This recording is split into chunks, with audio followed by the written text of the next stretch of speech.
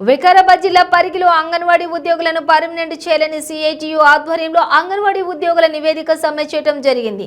CITU జిల్లా కార్యదర్శి P Ramakrishna, Telangana anganwadi teachers and helpers జిల్లా అధ్యక్షులు కె నరసమ్మ మాట్లాడుతూ వికారాబాద్ జిల్లాలో దాదాపుగా 1500 మంది అంగన్వాడీలు టీచర్లు ఉన్నారని, మినీ అంగన్వాడీలను మెయిన్ అంగన్వాడీలుగా గుర్తిస్తామన్న మంత్రి సత్యవతి రాథోడ్ జీవో ఎందుకు ఇవ్వాలని ప్రశ్నించారు.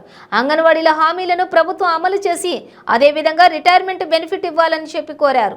అంగన్వాడీలపై అధికారుల వేధింపులు, భయభ్రాంతులకు గురి చేయడం ఆపాలని అన్నారు.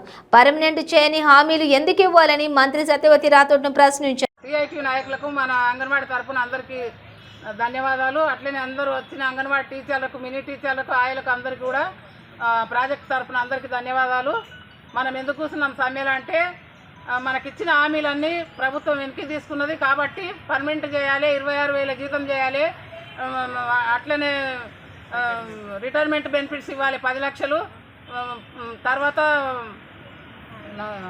ఆయన మినీ అంగన్వాడీలను మెయిన్ అంగన్వాడీలుగా గుర్తిస్తామని ఈరోజే వాళ్ళకి ఆర్డర్స్ ఇస్తామని కూడా చెప్పిండ్రు.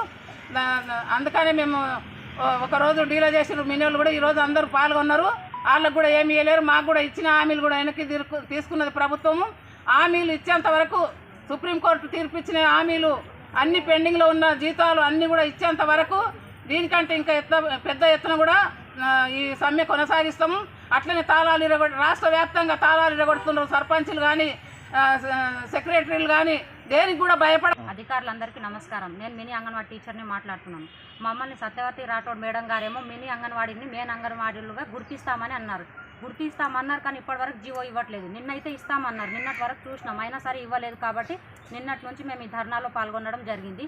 మా చేతికి మా మెయిన్ అంగన్వాడీ టీచర్లుగా మా జీవో మాకు వచ్చేంత వరకు ఈ పోరాటం ఆగము, ఇలాగే కొనసాగిస్తామని మేము ప్రభుత్వాన్ని కోరుకుంటున్నాం. పైగా మెయిన్ అంగన్వాడీతో పాటు మాకు కావాల్సిన అన్ని బెనిఫిట్స్ మాకు వచ్చేంత వరకు మేము ఈ పోరాటం ఆగము. ఇప్పటి నుంచి అంగన్వాడీల సమ్మె రాష్ట్ర వ్యాప్తంగా తెలంగాణ రాష్ట్రంలో 70,000 మంది అంగన్వాడీ టీచర్లు ఉన్నారు. దాదాపుగా మొత్తం తెలంగాణ రాష్ట్రంలో 33 జిల్లాలో అంగన్వాడీలు న్యాయమైనటువంటి కోరికల కోసం చేస్తున్నటువంటి సమ్మె. కాబట్టి ప్రభుత్వం వెంటనే ఆలోచించి అంగన్వాడీ యూనియన్లతోని చర్చలు జరిపి ఆ రకంగా చేయాల్సిందిగా సిఐటిగా మేము డిమాండ్ చేస్తూ ఉన్నాం. వికారాబాద్ జిల్లాలో దాదాపు 1500 మంది అంగన్వాడీ టీచర్లు, ఆయాలు, మినీ టీచర్లు అందరూ ఈరోజు రోడ్డు మీదకి వచ్చి సమ్మె చేస్తున్నటువంటి పరిస్థితి ఉంది. అంటే ప్రభుత్వం ఆగస్టు 18 తారీఖు నాడు సత్యవతి రాథోడ్ గారితో చర్చలు జరిగినాయి. చర్చలు జరిగితే దాంట్లో ప్రధానమైనటువంటి 14 డిమాండ్లు ఒప్పుకోవడం జరిగింది.